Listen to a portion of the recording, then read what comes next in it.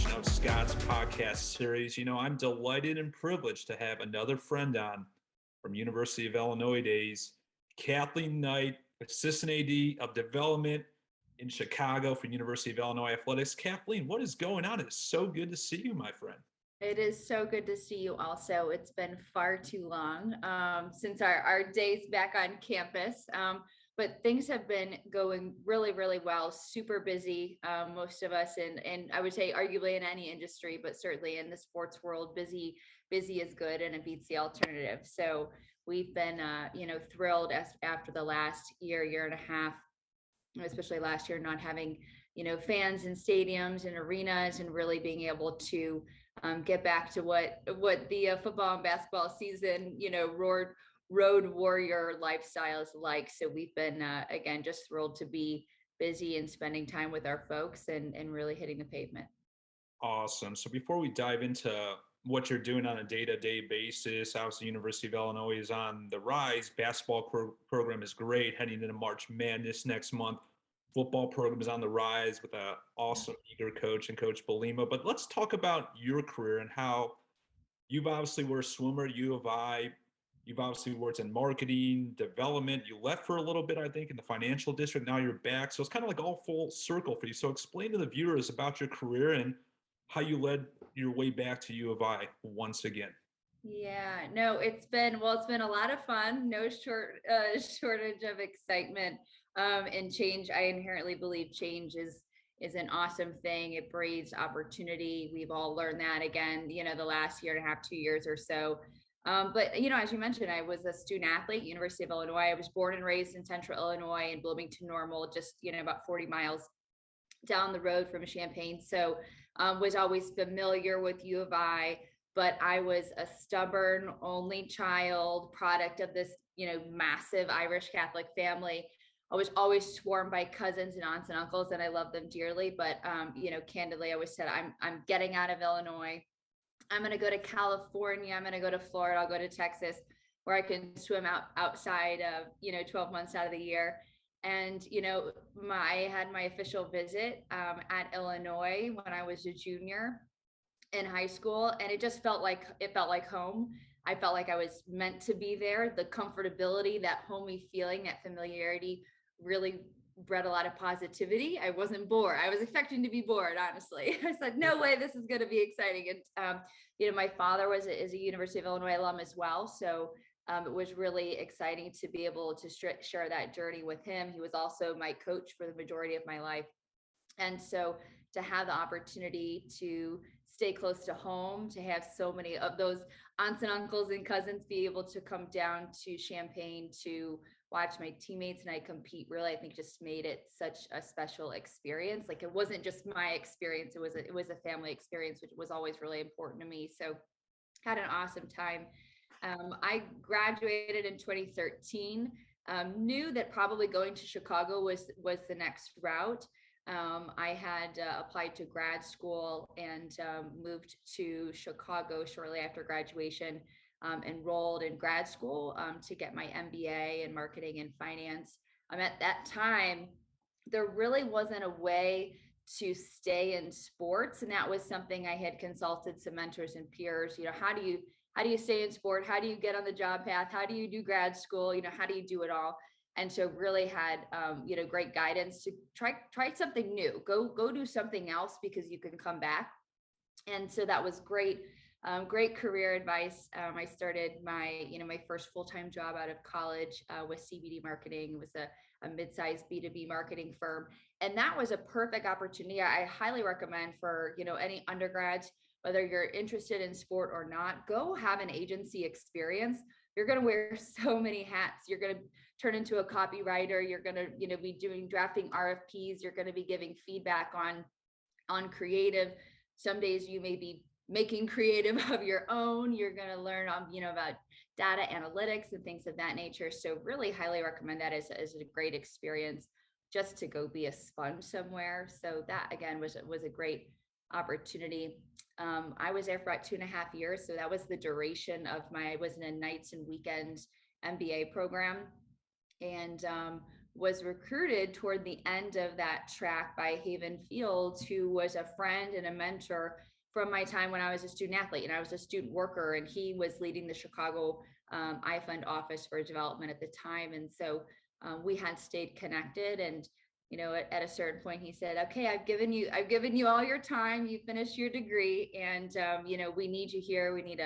We want a former student athlete. We want to get a woman in this office, in this business. There's kind of an untapped market and untapped area that he really identified." And so I was a bit nervous. No one goes to school to be a fundraiser, which every fundraiser will tell you. And so, being 23 years old in Chicago, knowing you're going to go ask alumni and supporters for money was a bit of a daunting ask, but it was also so exciting at the same time. So had a great 2.5 years working as the assistant director of development here in our Chicago office for U of I. And so again, it was a great intro to fundraising, not dissimilar from the marketing world where you wore a lot of hats. Though we feed up and support the team that's down on campus, and that's where you have creative support and everything else, and events and operations, to some degree, you're still your own self-sustaining body, each day. And so it gave me a lot of opportunity to bring some of my marketing experience into that role. But it's a small office, and again, I had a great leader, and I think great leaders really help emphasize growth and opportunity, and in taking advantage of those opportunities when they arise. I had an opportunity to go into the wealth management space, which really pulled from my financial experience from my MBA. And so again, that was a new opportunity that was changed, that was super exciting. It's my first time really outside of the U of I world for a little while, but had a great opportunity to go and connect with some of their folks in a different money world, if you will. And so my plan was not to only be there for 6 or 7 months, but as things evolved, Haven had ended up moving on. He's the deputy athletic director over at Ball State in Muncie, Indiana. And, I was approached to see if I wanted to throw my hat in the ring to come back. And again, it wasn't the plan. I always hoped that I could go off and have some great experiences and bring them back to Illinois, at a later date. I didn't realize that opportunity was going to come so quickly, but that was one of the biggest gut checks I've had in my career. Was this on paper doesn't make any sense at all. I took this leap. I had probably legally been able to do my job with the Series 7 and 63 for 2 or 3 months or so, and ended up jumping back into the seat as the assistant AD here in Chicago. So Scott, as you know, brevity is not my key, but or isn't my strong suit, but there's each opportunity I really believe was meant to happen, and there was something really, really tangible that I've been able to take from each step along the way. And so I just so grateful for all those opportunities. They all started at U of I. I firmly believe that, and the student athlete experience I had there. And so just really excited to see what happens here on out. Awesome recap of your story, and obviously full circle back to U of I through your wide range of experiences. And Kathleen and, like you mentioned, Haven Fields were my two favorite people to work in the iFund department. So friendly, so welcoming. I mean, you just feel like, wow, these people really care and they do their jobs and so forth. So glad you mentioned Haven Fields doing a great job at Ball State. So let's talk about fundraising development. I never really did it. I've always been a ticketing guy. Obviously, I flirted with it, worked with you on it with some people during my tenure at Illinois. What is the trade? I mean, obviously, you guys are pressured to raise money from AD Joshua Min, from your boss, Howard Milton. What is the key to build a successful relationship with somebody? It's not easy to go say, please give me $10 million for this capital project going on with State Farm Center, U of I football. What is the key to build the relationship and ultimately get the dollars for the athletic department? Yeah, it's a great question. And it's something that I think, just as a kind of a gut check, we ask that question to ourselves internally quite often, because it can be easy. You get into the habit of going to football games and basketball games and seeing your people and having coffee meetings and lunch meetings and cocktail receptions. It can be easy, I think, to fall into kind of the mechanics of it all. One thing I think that's been the one of the best parts of working in the Chicago office is you're not insulated by campus, which I certainly miss, and I love being down there. It's one of the greatest, parts of working here is being able to leave Chicago, go have that on-campus experience for game day. But you really see that there's this need that people have, this desire that live 150 miles or more away from Champaign-Urbana, where they want to feel that close connection to campus. And this is not a unique phrase at all, but I just like to say, we meet people where they are. And I think that is even more important here, because again, you're not in the backyard, you're not a 10-minute drive from State Farm Center, getting down to campus on, a weekend with your whole family and friends and colleagues for a football game is challenging. We had a lot of conversations even yesterday. We had a second schedule change, and had some candidly tough conversations with people who are frustrated, right? Because they plan their weekends around the Saturday schedule, and here we go and we switch them up. And I think it's just really important to really communicate what the vision is, and that these are calculated decisions, and some, in many cases, risks, right? But they're calculated decisions to really put our programs on a platform for us to not be sort of drowned out by all of our peers and all the other games and all the chaos and the noise that happens on a typical Saturday in the fall. Like, we had an opportunity to set ourselves apart. And when you're building a new program, that's so critically important. And to bring it back to fundraising, again, you have to meet people where they are, provide those unique experiences, provide as much as you can, that one-on-one connection, hear their grievances, hear what frustrates them, hear what their barriers are. And I think that interpersonal connection, whether it was, Haven Fields, who worked in this office previously, Howard Milton, who's our chief advancement officer, who leads our team, is one of the best in the business in really connecting people and finding what drives their relationship with Illinois athletics.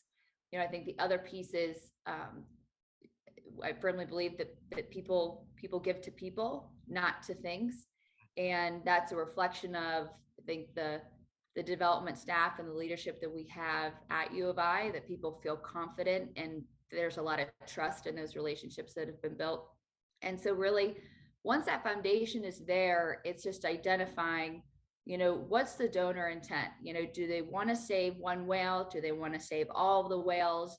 How do we get to the bottom and the core of what's going to be meaningful philanthropic involvement for them?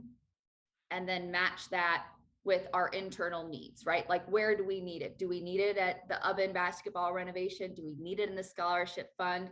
And really try to find where those two things intersect. And that is where we meet people where they are, and we're able to have, what I really believe are super fruitful contributions that turn into meaningful lifelong experiences for our donors. Awesome answer there. And diving more into like U of I, obviously in the world of tickets, we rely on revenue, on wins and losses, as Kathleen is adjusting her camera or doing something in her Chicago office. What do you think is like, like in tickets, when the team isn't performing as well, ticket sales goes down? Is that like the same in fundraising, or is it more consistent? You can rely on the donations year after year, depending on team performance. Also a great question, and pardon me, the sun starts to, I can tell when the sun is where the earth is spinning, because every now and then I get a big glare off of this building across from me. No, it's a great question. I think there's a common assumption that wins and losses drive philanthropy and contributions. That is in some cases, right? And I think it's really kind of breaking down the business model, which is probably more detailed than some people care to know. But we really have two primary funnels, right? One is the annual fund, or scholarship fund, or the I fund. So those three names are synonymous. And then we have our capital projects, which is going to be major gift donors who are supporting facilities projects largely. And in the annual fund, we do have a certain segment of the donor base who are making contributions in more of a transactional manner, because they're tied to, their season tickets for football or basketball, their season parking passes, right? And like, they need to make that contributions as a means to access the tickets. Right. So that's going to be really transactional giving. that you can probably see ebb and flow as a reflection of wins and losses. Um, Conversely, though, so many of our season ticket holders have been lifelong season ticket holders, and they've inherited, and you saw this, they inherit the tickets from, their parents whose tickets their grandparents had, right? And so I wouldn't say that we have a, a really wide population even in that transactional giving space that are really going to say, you guys had a rough season, we're going to throw in the towel, we'll rejoin you when the wins and losses column shakes out a little bit more favorably. um, Now, that being said, Illinois, especially on the football side, and these are again candid conversations we have internally, has not had that sustainable growth. Like, there has been a great season, a great season or two strung together. We've not really been able to build that foundation where we're consistently winning, 7, 8, 9 games a season. I think we're on the right path. I know that Brett has a vision, to build that, and then we hope that every couple of years we are in, competing for a Rose Bowl, or I think this college football playoff is going to look a little bit differently here in the not too distant future. So who knows? We love to be in contention for that as well. But I think we have seen it stay remain pretty consistent. We have a lot of room for growth, and so really, instead of focusing on the attrition side of that, we see just as many people who are interested in this rebuild, having a new leader, someone new at the helm with a vision. That gets them really excited. So we don't see too much of that. The other piece is on the true philanthropy side of things, for folks who are making, whether it's annual fund contributions, and certainly, honestly, not at the capital gift, at the major gift level. In almost no case ever, I don't want to say never. It may have happened previously, and who knows, it may happen again. But if you have a not great season or two in football or basketball, that is almost never going to deter a donor who's saying, I want to make a 6 or 7 or 8 figure investment. That's something that decision has kind of been made up, right? And so, of course, it's always more exciting to make a contribution, tied to a program who's really on the up and up and winning. But in most cases, those conversations and having those firsthand with a lot of our supporters, those investments are being made to get us to where we want to be. So we are celebrating year after year, right? So we don't see too much of the drawback. If we do, it's usually going to be more in that transactional space. Awesome. That's perfect segue to my next question with major gifts. And the stuff you were talking about, the previous question, is definitely what I thought of as a ticket executive year in, year out. Most of those transactions are definitely transactional, unfortunately, because we're obviously trying to get the season ticket holder to renew, it requires a donation, yada, yada, yada. But moving into major gifts, like, this is a process, right? So you're going out to XYZ person asking for a couple $1 million, multi-million dollars. What goes into that process from the start to the finish? I believe you were involved in one of them, saw an article a couple months ago regarding this. So what goes into those major gift preparations and really just making it happen? Yeah. It's again, it starts with meeting people where they are. There's a lot of, and this is in any relationship, not necessarily in a work, fundraiser to donor or prospect type of relationship, but a lot of listening, a lot of information sharing. I think we've gotten really, really good as a team, learning what are the right questions to ask, to help us understand where this individual is, like, stage in life, what's important to them, where are they otherwise philanthropically invested and involved, what are their plans for their family. We make a lot of assumptions. I think when you either read someone's profile on LinkedIn or a Bloomberg, a review of someone's career, okay, they're going to probably work for this, this many more years, and this is how much equity they have in the company, and this is their annual salary. We can make a lot of assumptions that those are okay, and those are great resources. We also have, CRM system and other sales tools. You have to combine all that information, aggregate that, but it's really the questions that you ask people that you're going to get the really helpful information to guide you, that really can help mitigate falling into those certain assumptions. For example, we worked with a couple that are both relatively young. the wife is an entrepreneur, and she runs her own business out of a small office. The husband is a very senior level executive for a Fortune 500 company. Young people, they have younger kids who are in high school and not even really kind of at the stage where they're contemplating college. But don't worry, we were planting the seeds for U of I the whole way through. Awesome. And so we went through, and this was a couple year long relationship. And at one point, the pandemic candidly changed sort of their perspective on what the rest of their life was going to look like. And it was in one conversation where we had been really tentative to ask because of their age, because of these certain assumptions we made. And I wish I had the question off the top of my head, but really talking about timing, like what do you see yourselves prioritizing in the next 1 to 3 years? And the husband said, not working, and I want to take my family and I want to travel. I have made enough money. I have honestly the rest of my life to work. Should I choose to go do that again? I'm ready to be done right now. We're still interested in being philanthropically supportive, and actually knowing that he was going to step away from the company opened up all of the stock that he had in equity in the company. And so he had a pretty significant, they had a pretty significant liquidity event, which really allowed them to be much more immediately impactful at a really significant level for us. But we also knew, okay, we're going to take this, and we don't know what's going to be going down the road. And so it's just asking a lot of questions and not making assumptions, and letting people come to you, with helping us make the most meaningful, relationships with the university for them. Awesome, folks. As I say in all pivotal podcast moments, rewind that segment. Awesome stuff by Kathleen there on fundraising, especially if you're looking to get into fundraising development in college athletics or any development.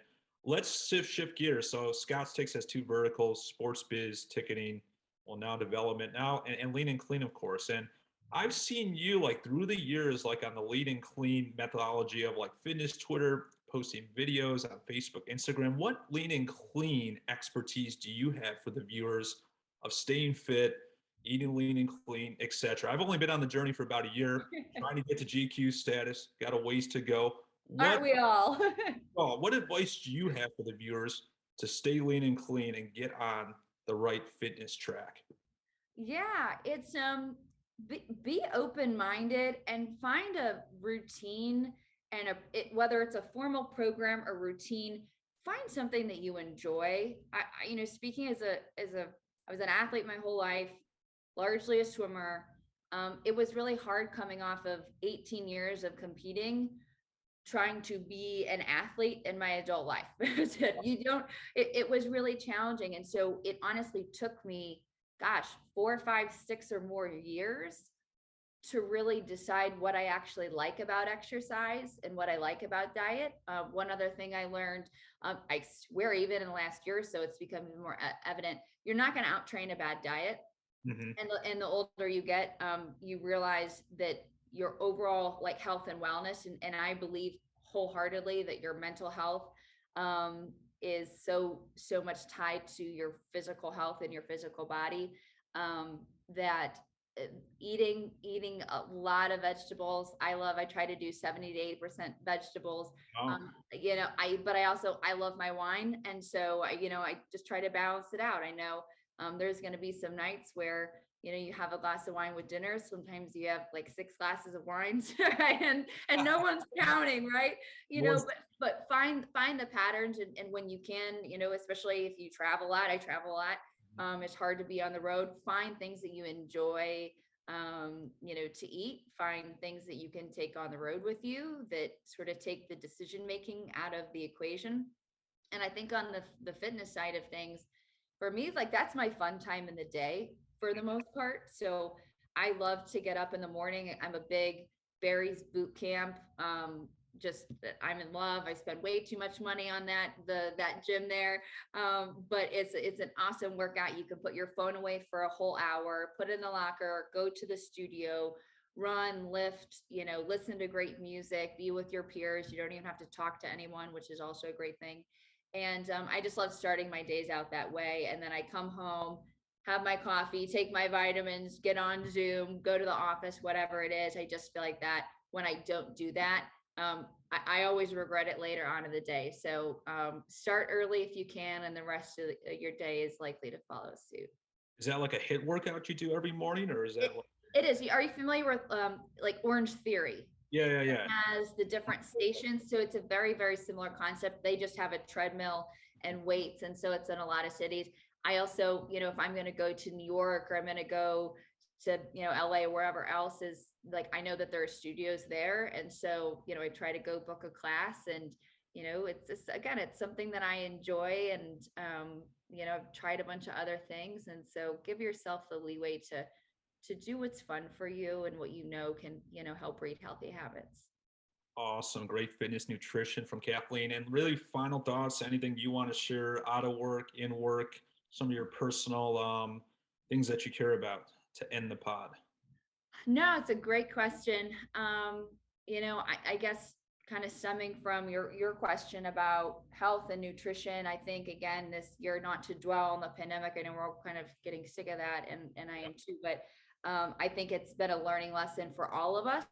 I have been a total creature of habit, and I had sort of all these rules for myself about how I go about my day and what days are designated for this and what days aren't designated for this. And I really realized that sort of being forced out of routine and forced into this sort of really unexpected world.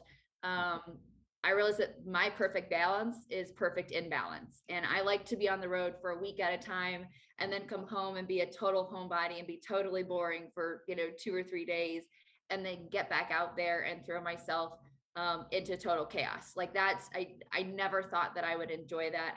I thought I needed a day a day on the road.